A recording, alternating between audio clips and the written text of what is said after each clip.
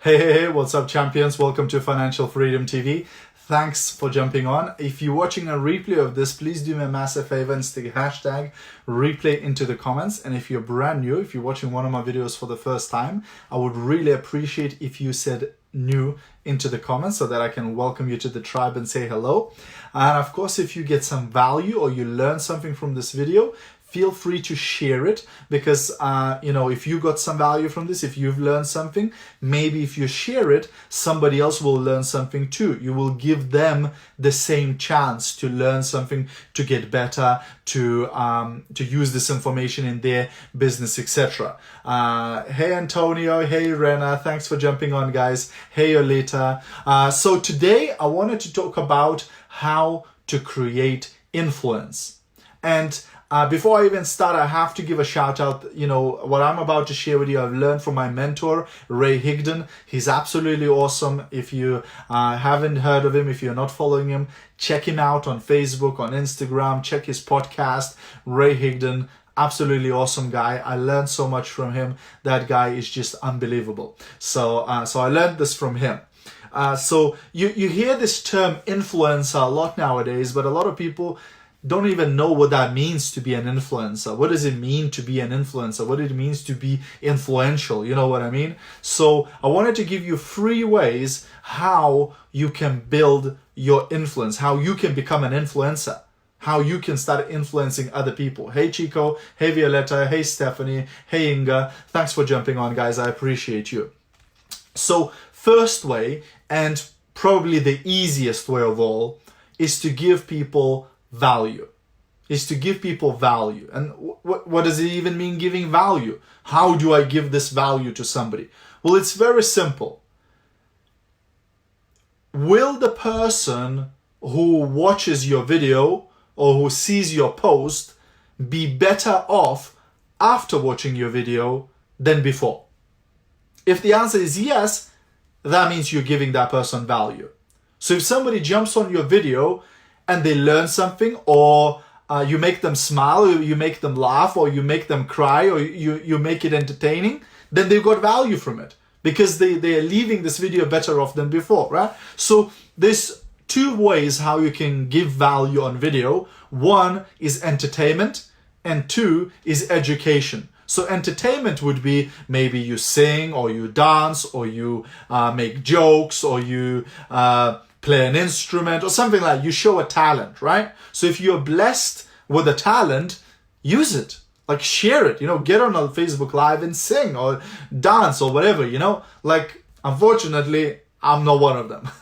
I haven't been blessed, right? And that's why I use the second option, and I would recommend to 99% of you, I'd recommend you use the second option, because most of us, we're not such a great singers or actors or whatever, but all of us can give education.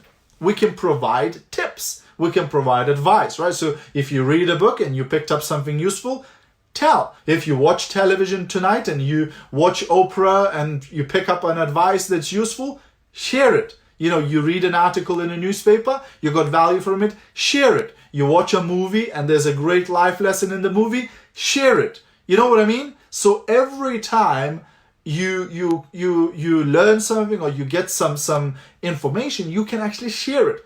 That's what I do, guys.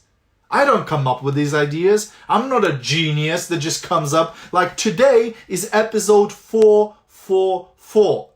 444. That means I went live for the last 444 days every single day.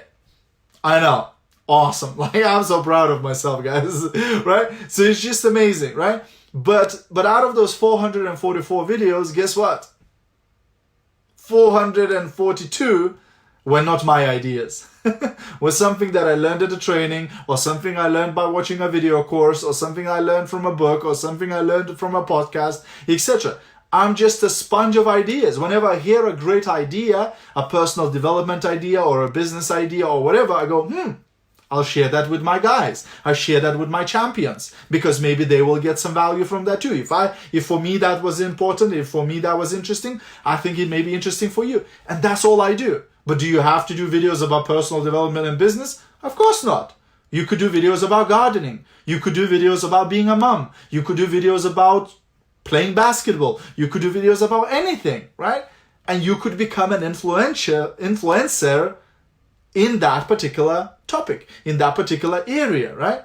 You could talk about underwater chess, and you will start collecting a tribe of people into underwater chess. You know what I mean? If that's a thing, right? You know what I mean? So it's all about providing value. So number one way to become an influencer is by delivering value. Because if you provide enough value and somebody keeps consuming your content, very soon you will become an influencer for them.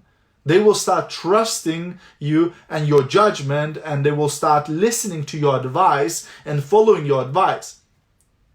That means you're an influencer now over this person, right? So once somebody listens to you, once somebody's learned from you, once somebody accepts you as an influencer, then they will be a lot more likely to buy your products, to join your business, to do whatever, right? Come to your training events and stuff like that, right? So that's number one. And I think that's the easiest way to become an influencer, is just to start delivering value over video, preferably. You can also write articles or blogs, etc. But for me, I think video is just so much better. So that's number one. Number two way to become an influencer is to show results. So for this one, unfortunately, you can't fake it until you make it. You actually have to be doing something, right? For this one, you have to actually work, right? So you actually have to go out there and produce some results so that you can share with people, hey, this is how I recruited 5 people on social media. Hey, this is how I sold 20 products, in the last 3 days on my Facebook. This is how you know what I mean? So these are the how-to videos, which are results. Again, it could be business results. It could be whatever results, like how do you cut the hair? How do you fix a car? How do you clean a house? How do you look after children? It could be how-to videos too, because that's also a result. If you're good at something, if you get result at something, you can share those results. And again, you can become an influencer, by sharing results and how you achieve them, right? And then the last one, number 3, is story. So story or stories is again a great way to become an influencer, and that's sharing your story. So a lot of you have had challenges in your life. A lot of you have had obstacles in your life. A lot of you been beaten down in life. Maybe you've gone through financial bankruptcy. Maybe you've gone through physical abuse. Maybe you've gone through depression. Maybe you've gone through diseases, cancers and things like that, and you survived it, or whatever it is, right? You maybe you have a story to tell, how you were in a difficult place in your life, in a dark place in your life, and you've overcome it, and now you keep going in spite of that, right? That's inspirational. That can also build your influence. So a lot of people are embarrassed by things like that in their life. They are embarrassed to share with somebody that they've had something like that in their life, and they keep it a secret, thinking that, it makes me look cooler if I don't share my struggles in my life. It makes me look, more whatever. But reality is not the case. People will only respect you more when you are being vulnerable, when you're sharing your story, when you're sharing the struggles you had in your life, when you're sharing the things that you had to overcome to get to where you are today. People will only respect you more because of that, and that again builds your influence. Some of you have heard my story. I don't share it too often because I don't want any pity or anything like that. But I was growing up in Lithuania, in Eastern Europe, and in my family, it was difficult. My dad was alcoholic, so he would be up and gone before I would wake up, and usually it'd come back when I'm already asleep. So my mom sort of had to manage, and she most of the time was jobless as well. And, money was really difficult, because my dad, whatever he would earn, he would just spend it on alcohol and drinks. And we were poor, very poor, like destitute, like my mom sometimes jokes nowadays. She says, when Gediminas used to get up, his first question would be, "Mom, what can I eat?" And we laugh at it now, but it wasn't because I was like a fat, kid or something. The reason why that used to be my first question is because the fridge was empty. I don't know if you've ever experienced that in your life where, you know, as a kid, you go to the fridge, you open it, and it's empty. There's nothing to eat. Like there's no bread, there's no meat, there's no cheese, there's no nothing. Like literally, it's empty. You know, and you go outside, you know, you look for some apples, you know, from neighbors' gardens or something to feed yourself, right? So this was my background. That's how I grew up. And the reason that is a big part of my why, you know, my why to provide a better life to my kids, you know, that my kids would never have to go through what I had to go, you know, having to go to school with, you know, clothes that are ripped and dirty and, you know, not nice because, you know, their parents can't afford. You know, like when I went to school between first grade and when I finished school, I went maybe on like 3 school trips out of like 300 because my parents never had the money. They could never pay for any of my school trips or anything like that. Like my classmates would go to nice places, fun places, you know, parks, museums, etc. on a school trip. And, you know, like in Lithuania, nothing is free. You have to pay for all the school trips. And I would never go because my parents never had the money, never would give me the money, right?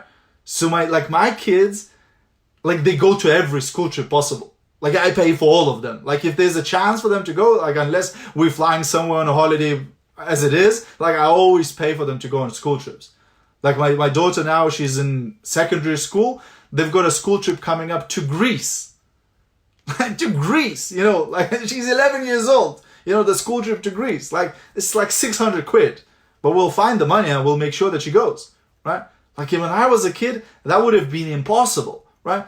So me growing up poor, me growing up destitute, me growing up hungry and all of that is part of my why to change my family's life, but also to impact on other people. So when I meet somebody who is in that type of condition, I understand them. I know what they're going through. I know that feeling. You know what I mean? So my, you know, the home-based business, the network marketing industry, yeah, you know, people make millions and people drive flash cars and live in mansions and all of that. Yeah, that's part of network marketing. But for me, that's not what it is all about. For me, it's about impacting thousands and thousands and thousands of families. You know, getting a feedback from a team member who says, oh my God, you know, the 200 pounds bonus that I got last month, it helped us to, you know, to buy kids Christmas presents. It helped us to buy uniform for our kids. It helped us to put the flooring in our house. It helped us to do this. That, it means more to me than anything. You know what I mean? It's really, really powerful. You know, I'm getting a bit emotional here. But that's what it's all about, guys. It's about the impact, you know? So that's your story. You know, a lot of you, and my life, am I saying it's the hardest life, you know? No. A lot of you had much more difficult lives. A lot of you had to go through a lot more crap that I have. Share that story. Because you see, you can use that story to hold you back. You can use that story as a crutch to say that, oh, because of this, I can't succeed in life. Because of this crap, because of this bad childhood I had, because of the abuse I had, I can't become successful now. You know, you can use that as an excuse, or you can use that as a reason why you must become successful, why you must succeed and make millions and do whatever. Why? Because you'll be an inspiration to other people who've been abused. You'll be an inspiration to other people who used to be dead broke. You'll be the inspiration to other people who had to go through illness and you know, health problems. You'll be the inspiration to other people who had to go through divorce and things like, you know what I mean? It is your duty to share that story and to succeed and show people that, look, I had the same challenges you have and I succeeded. I made it happen. Now it's your turn. Let me help you do that. You know what I mean? So don't be afraid to be vulnerable. Don't be afraid to share your story because it will inspire people. It will inspire people to follow you and it will inspire people to do something. You know what I mean? So these are the 3 ways how to create influence, guys. Use all of them, use one of them, use two of them. It is entirely up to you, but that's how you create influence. That's how you start impacting hundreds and thousands of people in your life. Okay? So that's my tip for today, guys. Hope you got some value. If you did, feel free to share it. Have a great rest of your evening, and I'll see you at the top. Bye for now.